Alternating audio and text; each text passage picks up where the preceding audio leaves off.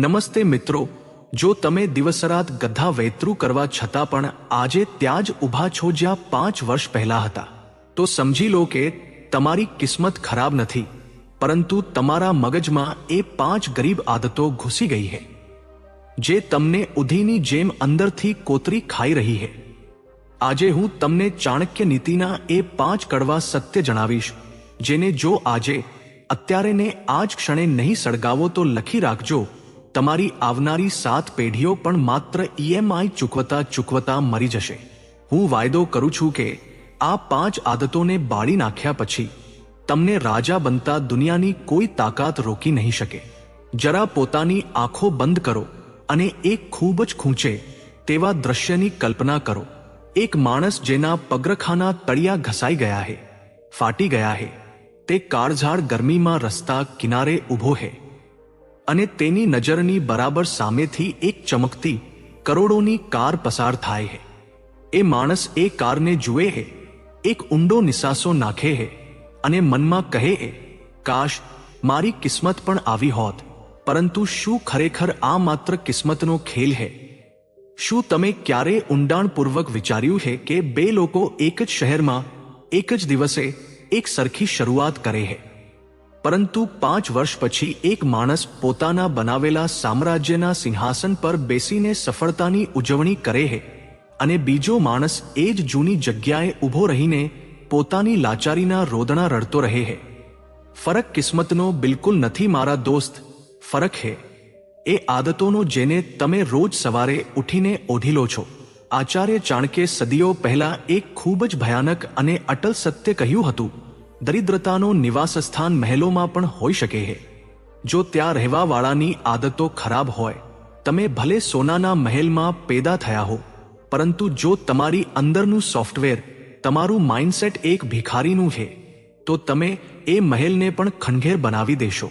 આજે હું તમારી એ 5 આદતોનું સરેઆમ અંતિમ સંસ્કાર કરવા આવ્યો છું. આ કોઈ સામાન્ય આદતો નથી, આ એ માનસિક કફન છે જે તમે અજાણતામાં તમારા સપનાઓ પર ઓઢાડી રાખ્યા છે.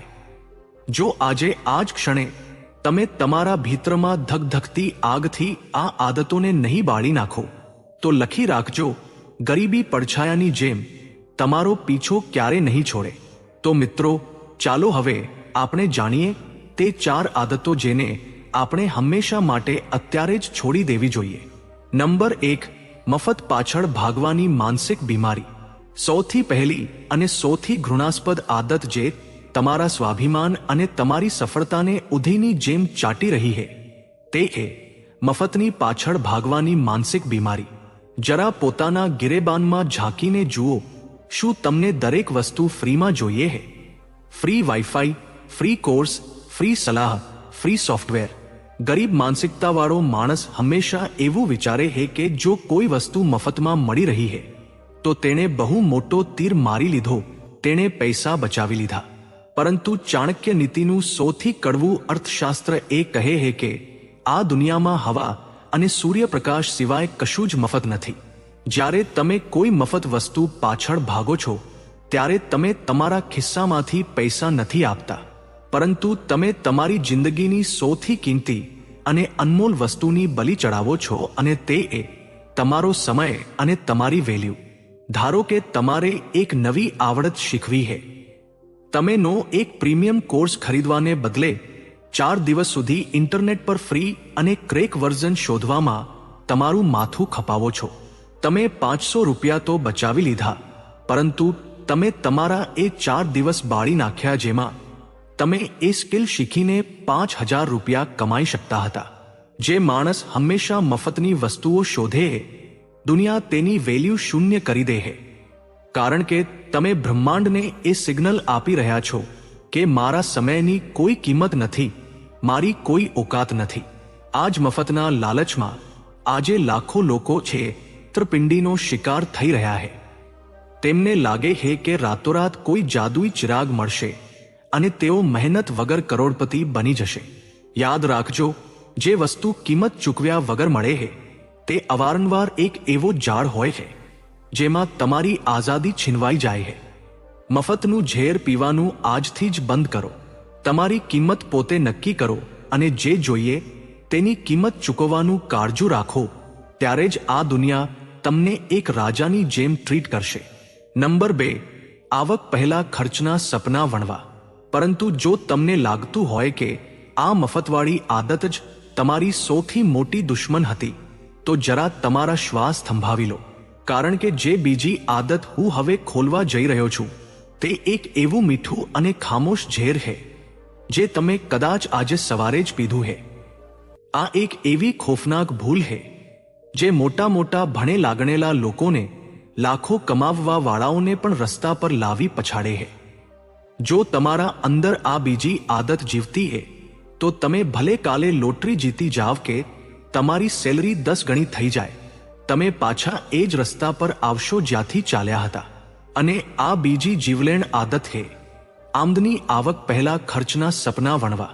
મિડલ ક્લાસ અને ગરીબ માઇન્ડસેટવાળા માણસની સૌથી મોટી ત્રાજડી એ છે કે તેના પૈસા હજુ બેંક એકાઉન્ટમાં આવ્યા પણ નથી હોતા અને તેના મગજમાં ખર્ચનો મીટર ચાલુ થઈ જાય છે. 25 તારીખ આવતા જ મગજમાં એક લિસ્ટ બનવા લાગે છે. સેલરી આવશે તો નવો ફોન EMI પર લઈશ, પેલા મોંઘા શૂઝ ખરીદીશ, વીકેન્ડ પર પેલી મોંઘી રેસ્ટોરન્ટમાં જઈશ.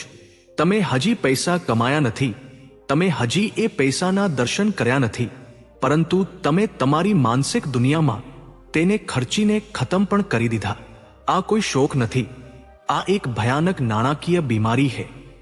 તમે પૈસાના માલિક નથી, તમે પૈસાના ગુલામ બની ચૂક્યા છો.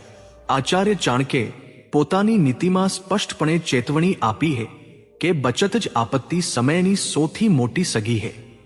જ્યારે સંકટ આવે છે ત્યારે કોઈ સગા સંબંધી, કોઈ મિત્ર કામ નથી આવતા, માત્ર તમારી એ બચત કામ આવે છે જેને તમે તમારી ઈચ્છાઓનું ગળું ઘોંટીને બચાવી હતી. પરંતુ ગરીબ માણસ શું કરે છે? તે પૈસા આવતા જ સૌથી પહેલા પોતાની એ મૂર્ખામી ભરી ઈચ્છાઓને પૂરી કરે છે જેની તેને કોઈ ખાસ જરૂર નથી હોતી. તે પોતાની વાન્ટ્સને પોતાની નીડ્સ બનાવી લે છે. અમીર માણસ અને ગરીબ માણસ વચ્ચેનો સૌથી મોટો અને ખૂની ફરક આ જ છે. અમીર માણસ પૈસા આવતા પહેલા એ પ્લાન કરે છે કે આ પૈસાનો કેટલો હિસ્સો હું રોકાણ કરીશ, જે હિસ્સો મને વધારે પૈસા કમાઈ આપશે. અને ગરીબ માણસ પૈસા આવતા પહેલા એ પ્લાન કરે છે કે આ પૈસાને ઉડાવવા ક્યાં છે.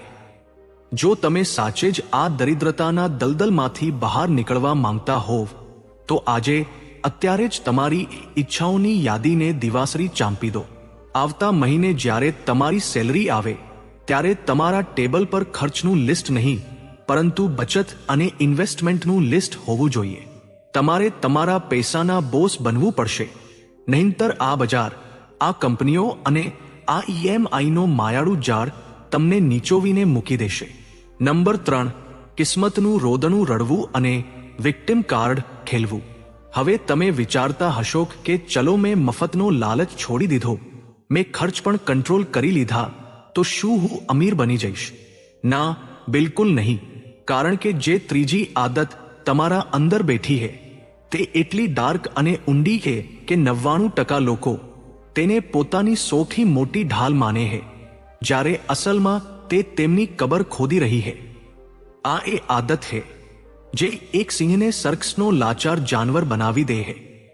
જો આ ત્રીજી આદત તમારા મગજમાં છે તો તમે ક્યારેય કોઈ પણ સંજોગોમાં રાજા નથી બની શકતા. અને એ ત્રીજી સૌથી નામર્દ અને ખોખલી કરી દેનારી આદત છે પોતાની નાકામી માટે કિસ્મતનું રોદણું રડવું અને પોતાને હંમેશા એક પીડિત વ્યક્તિ માનવો. જરા યાદ કરો, કેટલી વાર તમે પોતાની જાતને કે તમારા મિત્રોને આ કહ્યું છે, યાર મારી તો કિસ્મત જ ખરાબ છે, મારી પાસે કોઈ બાપદાદાની મિલકત નથી, જો મારી પાસે પણ તેના જેવી સગવડો હોત તો હું પણ આજે ક્યાંય હોત. બોસ ખરાબ છે, સરકાર ખરાબ છે, સિસ્ટમ જ કરપ્ટ છે. આ જે તમે દિવસરાત રડો છો ને, આ તમારી લાચારી નથી, આ તમારો સૌથી મોટો ઈગો પ્રોટેક્શન મિકેનિઝમ છે. તમારું મગજ તમને એ જૂઠી સાંત્વના આપી રહ્યું છે કે તમારી ગરીબીમાં તમારી કોઈ ભૂલ નથી, પરંતુ આખી દુનિયા તમારી વિરુદ્ધ ષડયંત્ર રચી રહી છે. કારણ કે જો તમે એ માની લેશો કે તમારી ગરીબી તમારી પોતાની ખરાબ ચોઇસનું પરિણામ છે, તો તમારે તમારી એ આરામદાયક ઊંઘમાંથી ઉઠીને મહેનત કરવી પડશે. અને આળસ, મારા દોસ્ત, મગજને બહુ વહાલી હોય છે. આચાર્ય ચાણક્યે પોતાની નીતિઓમાં ખૂબ જ કડક શબ્દોમાં કહ્યું છે કે લક્ષ્મી તેની પાસે જ ચાલીને આવે છે, જે ઉદ્યમી છે, જે કર્મઠ છે. કિસ્મત નામની ઘોડી માત્ર અપંગ વિચારવાળા જ વાપરે છે. જે માણસ રાજા બનવા માટે પેદા થયો છે, તે પોતાની કિસ્મતની રેખાઓ પોતાના પરસેવા અને લોહીથી પોતે ખેંચે છે. હું અવારનવાર જોઉં છું, તમે લોકો વિડીયો જુઓ છો અને કોમેન્ટ્સમાં મોટા જોશ સાથે લખો છો, હું અમીર બનીશ, આઈ એમ ધ કિંગ, મારો સમય આવશે. તમારો આ સંકલ્પ જોઈને લોહી ઉકળે છે. સારું લાગે છે કે તમારા અંદર હજી પણ આગ બાકી છે. પરંતુ એક ખૂબ જ કડવું સત્ય સાંભળી લો. માત્ર કોમેન્ટ્સમાં હું અમીર બનીશ લખી દેવાથી તમારા બેંક એકાઉન્ટમાં કરોડો રૂપિયાનો વરસાદ નહીં થવા લાગે. બ્રહ્માંડ તમારા શબ્દોને નથી સાંભળતું. બ્રહ્માંડ માત્ર તમારા એક્શન્સ અને તમારા કર્મોને જુએ છે. જ્યારે તમે રાત્રે 12 વાગ્યા સુધી ફાલતુ રીલ સ્ક્રોલ કરી રહ્યા હો છો, ત્યારે કોઈ બીજો તમારી જગ્યા લેવા માટે, તમારા સપનાઓને છીનવી લેવા માટે રાત દિવસ જાગીને મહેનત કરી રહ્યો હોય છે. જો સાચે જ કિંગ બનવું હોય તો આજથી કિસ્મતને દોષ દેવાનું બંધ કરો. તમારી આજની આ ઘટિયા પરિસ્થિતિની 100% જવાબદારી તમારા પોતાના ખભા પર લો. અરીસા સામે ઊભા રહીને ખુદને કહો, જો હું આજે ગરીબ છું તો આ મારી ભૂલ છે, અને જો કાલે હું અમીર બનીશ તો તે પણ મારી જ બદૌલત હશે. જે દિવસે તમે વિક્ટિમ બનવાનો આ ચોલો ઉતારીને ફેંકી દીધો, તે જ દિવસથી તમારી પ્રગતિના બધા બંધ દરવાજા તૂટવા લાગશે. નંબર 4, પોતાની જાત પર 1 રૂપિયાનું પણ રોકાણ ન કરવું. પરંતુ અહીં એક બહુ મોટો વળાંક છે. તમે કિસ્મતને કોસવાનું છોડી દેશો, તમે ગધા વેતરું પણ કરવા લાગશો, છતાં પણ તમે અમીર નહીં બની શકો. કેમ? કારણ કે ગધેડાની જેમ મહેનત કરવા અને એક રાજાની જેમ રાજ કરવા વચ્ચે એક બહુ જ બારીક લાઈન હોય છે, અને અહીંથી જ જન્મ લે છે. તમારી ચોથી સૌથી સડેલી આદત પોતાની જાત પર 1 રૂપિયાનું પણ રોકાણ ન કરવું. ગરીબ અને મિડલ ક્લાસ માણસનું અર્થશાસ્ત્ર બહુ વિચિત્ર હોય છે. તે માણસ પોતાની બોરિંગ અને થકવી દેનારી જિંદગીથી ભાગવા માટે એન્ટરટેનમેન્ટ એટલે કે મનોરંજન પર હજારો રૂપિયા પાણીની જેમ વહાવી દેશે. તેનું સબસ્ક્રિપ્શન લેશે, વીકેન્ડ પર મિત્રો સાથે પાર્ટી કરશે, સિનેમા હોલમાં જઈને ફાલતુ ફિલ્મો જોશે. તે સસ્તા ડોપામાઇન માટે પોતાની લોહી પ્રસેવાની કમાણી લૂંટાવી દેશે. પરંતુ જ્યારે એ જ માણસને કહેવામાં આવે કે પોતાની સ્કિલ્સને અપગ્રેડ કરવા માટેનું કોઈ પુસ્તક ખરીદી લો અથવાનો કોઈ એવો કોર્સ કરી લો જે તમારી ઇન્કમ વધારી શકે, તો અચાનક તેને પોતાની ગરીબી યાદ આવી જાય છે. તમે 000નો ફોન EMI પર લઈ શકો છો જેથી દુનિયાને દેખાડી શકો, પરંતુ તમે તમારા આ 1.5 કિલોના મગજ પર 500 રૂપિયા ખર્ચ નથી કરી શકતા જે તમને 50 કરોડ કમાઈને આપી શકે છે. આચાર્ય ચાણક્ય માત્ર એક રણનીતિજ્ઞ નહોતા, તેઓ એક મહાન શિક્ષક પણ હતા. તેમણે ચીસો પાડી પાડીને એ શીખવ્યું છે કે જ્ઞાન જ એકમાત્ર ધન છે જેને કોઈ ચોર ચોરી શકતો નથી, કોઈ રાજા છીનવી શકતો નથી, અને ભાઈઓમાં પણ તેના ભાગલા પડતા નથી. આ જ્ઞાન સમયની સાથે માત્ર ને માત્ર વધે છે. આજે તમારું મગજ એક ધાર વગરની કુહાડી બની ચૂક્યું છે. તમે એ ધાર વગરની કુહાડીથી રોજ ઝાડ કાપવાની કોશિશ કરી રહ્યા છો.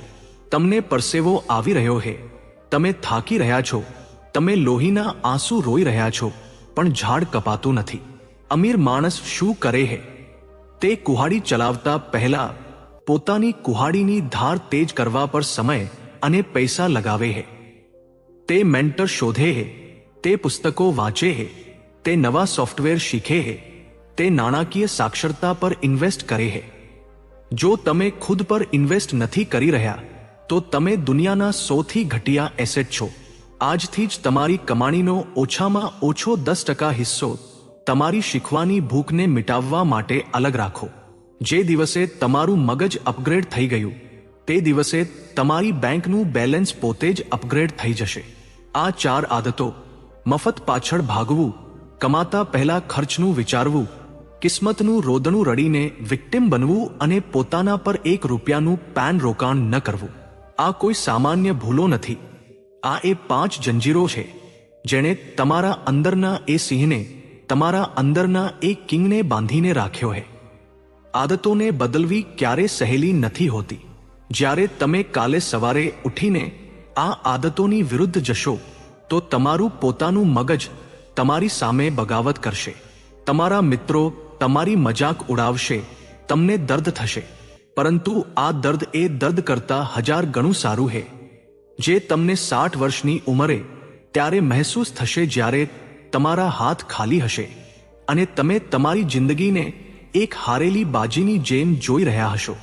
જો તમારા અંદર સાચે જ પોતાના સંજોગો બદલવાની આગ ધગધગી રહી હોય, જો તમે સાચે જ તમારી એ ગરીબીથી, એ લાચારીથી નફરત કરતા હોવ, તો આજે તમારે એક કઠોર નિર્ણય લેવો જ પડશે. તમારે તમારા એ જૂના, ડરેલા અને ગુલામ વર્ઝનનું આજે અંતિમ સંસ્કાર કરવું પડશે. હું ઈચ્છું છું કે તમે અત્યારે જ કોમેન્ટ સેક્શનમાં જાઓ અને પૂરી તાકાત, પૂરા ગુસ્સા અને એક અટલ સંકલ્પ સાથે લખો, હું બદલાઈશ. કારણ કે જ્યારે તમે આ લખો છો ત્યારે તમે માત્ર થોડા શબ્દો ટાઈપ નથી કરી રહ્યા, તમે બ્રહ્માંડ સામે ઘોષણા કરી રહ્યા છો. તમે તમારા અર્ધજાગ્રત મનને આ આદેશ આપી રહ્યા છો કે આજથી મારો એ જૂનો, ગરીબ અને લાચાર વર્ઝન મરી ચૂક્યો છે. તમે આ 5 આદતોની ચિતા સળગાવી રહ્યા છો. યાદ રાખજો, આજે તમારી બદલાયેલી એક નાની આદત તમારી આવનારી 7 પેઢીઓનું ભવિષ્ય અને તેમની તકદીર બદલી શકે છે. તમારા ખાનદાનમાં કોઈ એક તો એવો હોવો જોઈએ ને જે ગરીબીની આ સડેલી ચેનને હંમેશ માટે તોડી નાખે, અને એ માણસ તમે છો. હવે ફેસલો તમારા હાથમાં છે. યા તો આ વિડીયોને બંધ કરીને પાછા એ જ કીડામ કોડાવાળી જિંદગીમાં લોટી જાઓ, અથવા તો આજે જ પોતાના જૂના રૂપને બાળીને એક નવા કિંગની જેમ ઊભા થઈ જાઓ.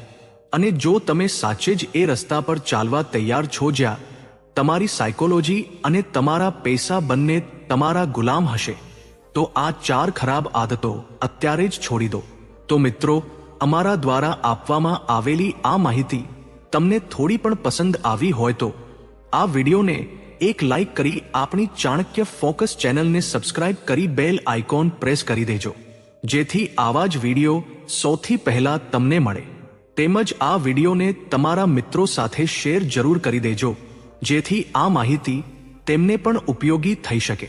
તો મિત્રો, આજ માટે બસ આટલું જ. ફરી મળીશું એક આવા જ નવા વિડીયોમાં. ત્યાં સુધી બધા હસતા રહો, ખુશ રહો અને પોતાનું ધ્યાન રાખો. વિડીયોમાં અંત સુધી બની રહેવા માટે ધન્યવાદ. તમારો દિવસ શુભ રહે.